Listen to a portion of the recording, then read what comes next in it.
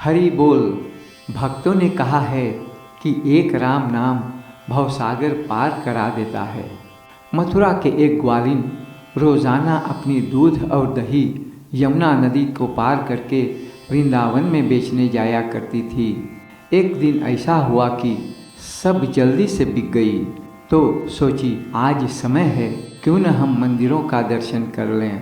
दर्शन करते करते एक स्थान से एक आवाज़ आई कि एक राम नाम भवसागर पार करा देता है।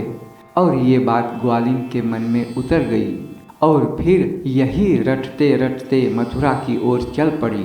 और रास्ते में यमुना नदी को पार करनी थी, जो हमेशा पैसे भर के नाव से कराती थी। लेकिन आज राम नाम की विश्वास हृदय में इतना जाग गई कि पूछो मत। राधे श्याम कहकर पहला कदम नदी पर रखी और नदी एकदम स्थिर हो गई। सीताराम कहकर दूसरा कदम रखी और ऐसे जपन करते नदी को पार कर दी। फिर रोजाना ऐसा ही नदी को पार करने लगी। एक दिन मन में आया कि उस वक्ता जो अपने मुखारबिंद से मुझे अमृत प्रदान किया है, उसे मैं अपने घर ले जाऊं और सेवा सत्कार करूं। ग्वालिन ने उस वक्ता के पास गई और राजी भी कर ली। दोनों ने मथुरा की ओर निकल पड़े और नदी के किनारे आ पहुँचे तो उस वक्ता ने कहा कि एक नाव बुलाओ।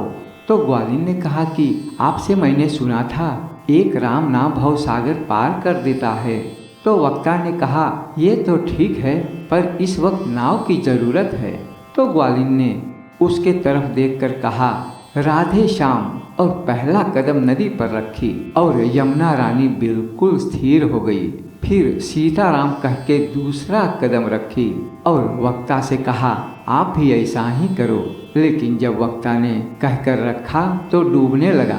फिर ग्वालिन ने अपनी हाथ दी और प्रभु नाम के सहारे नदी को पार कर दी।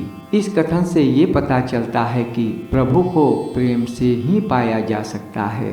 जय हो, हरि बोल।